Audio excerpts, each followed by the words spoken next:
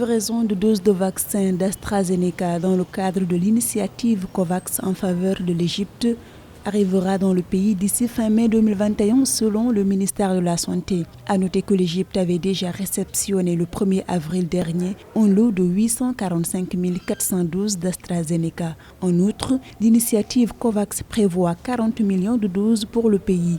L'Égypte devrait également recevoir 500 000 doses du vaccin Sinopharm dans le cadre de l'accord signé avec la Chine pour l'acquisition de 20 millions de doses.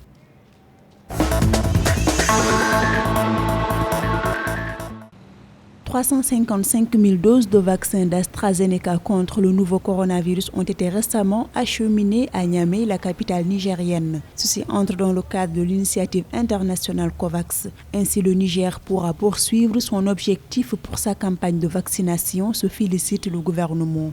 Les cibles prioritaires retenues pour cette campagne sont notamment l'ensemble des personnels de santé des 8 régions du pays, les personnes âgées de plus de 60 ans avec ou sans comorbidité, les membres des forces de défense et de sécurité, les pèlerins, les détenus, les réfugiés et les migrants.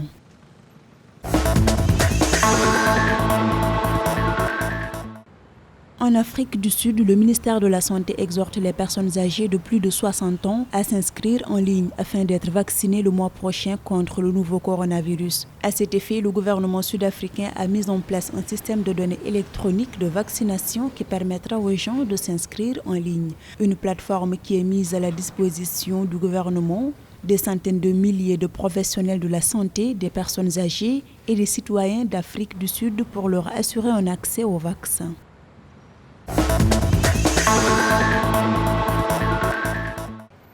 En Éthiopie, 30 personnes, 16 institutions et plus de 400 établissements commerciaux avaient été traduits en justice d'après le ministère de la Santé. Cette sanction a été notamment prise à l'encontre de plus de 73 000 personnes pour défaut de port de masque facial et non-respect de la distanciation physique. Pour rappel, une directive officielle avait été promulguée dans le pays par le bureau du procureur général en mars dernier. Elle faisait état d'une peine d'emprisonnement pouvant aller jusqu'à 3 ans à l'endroit de ceux qui ne respectent pas les précautions sanitaires liées au Covid-19.